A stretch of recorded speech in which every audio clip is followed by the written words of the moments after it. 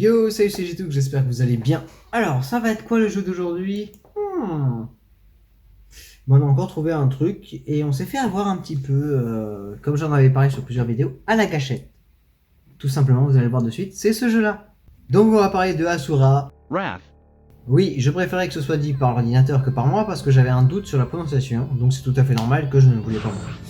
Donc, on prend le jeu en demi-dieu parce que je ne suis pas un ouf non plus, je vais le prendre en normal. Et donc on va parler un petit peu de c'est quoi ce jeu, mais pourquoi il existe? Bah ce jeu, je suis tombé dessus, il était... Quand vous voyez ça, c'est que j'essaie de passer à la cinématique. Donc Asura est un jeu de type beat'em all, qui a été développé par CyberConnect et édité par Capcom. Il est sorti sur PS3 et Xbox 360 en 2012.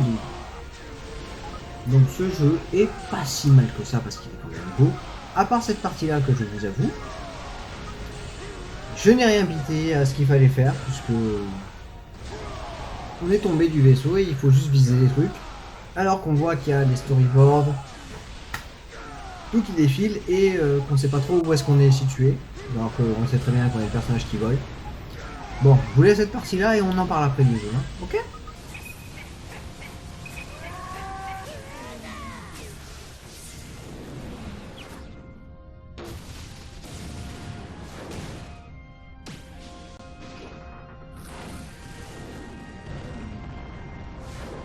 Alors ouais, vous avez vu constater, il y a eu quand même pas mal de QTE sur la cinématique. Ce jeu est bourré de QTE. C'est le jeu du QTE par excellence. Même s'il est très beau, chaque cinématique, c'est soit il y a un QTE qui est intégré dedans. Waouh, dur à dire ce mot. Diable. Donc, soit il y a des QTE intégrés dans les scènes cinématiques, ou à chaque moment dans un soldat, ou quand vous faites une action. Bah vous le voyez, hein, j'étais obligé d'en faire un, bizarrement. Mais ça rapporte quelque chose à l'histoire, mais ça n'apporte rien au personnage de plus que ça, puisque le but c'est juste de vivre l'histoire en tant que joueur. C'est un concept très bizarre, je vous l'accorde. Et cette partie est très très longue. Donc je vous la laisse et on se retrouve après.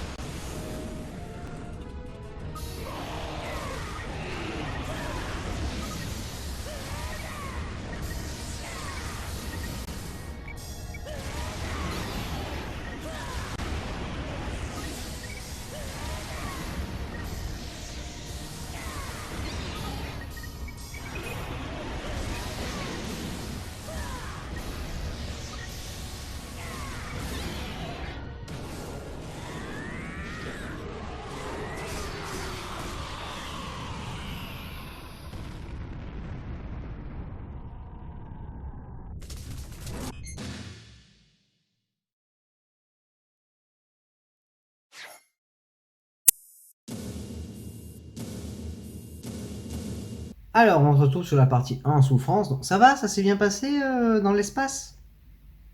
J'en ai chié. Hein. Donc là, c'est plus vraiment une partie donc, de beat'em all.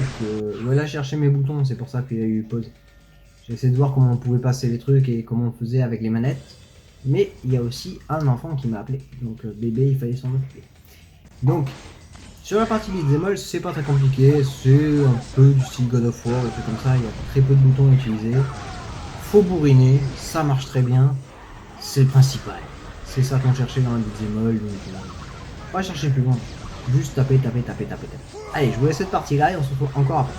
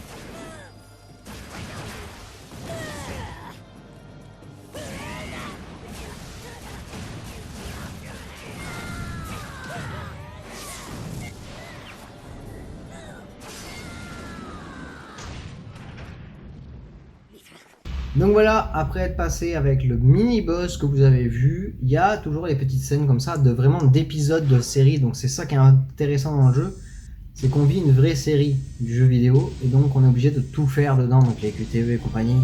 Et c'est long, mais on fait avec. Mais c'est cool. Donc sur ce, je vous fais des gros bisous. Un gros pisse et je vous dis à la prochaine.